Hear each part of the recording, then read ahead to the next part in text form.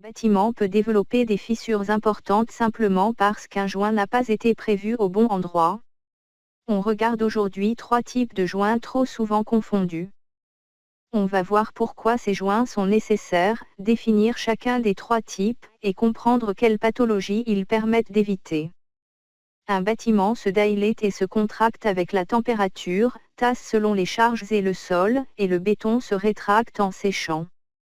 Sans joint, les contraintes finissent par fissurer la structure. Le joint de dilatation sépare complètement le bâtiment en blocs indépendants, pour permettre à chaque bloc de se dilater librement sous l'effet de la température. Sans joint de dilatation, un bâtiment de grande longueur accumule des contraintes thermiques qui provoquent des fissures diagonales caractéristiques. Le joint de rupture sépare 2 parties d'un bâtiment aux caractéristiques différentes, comme la hauteur ou la nature du sol. Sa raison d'être n'est pas la température, mais le comportement structurel. Sans joint de rupture, un tassement différentiel provoque des fissures obliques à la jonction.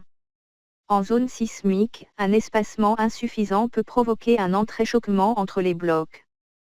Le joint de dallage concerne les dalles sur terre-plein.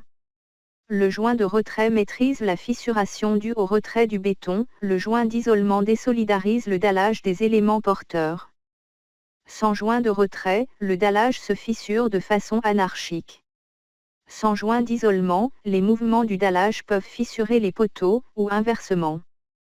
Le joint de dilatation répond aux effets thermiques, le joint de rupture aux différences de comportement structurel, et le joint de dallage au retrait et à l'indépendance de la dalle.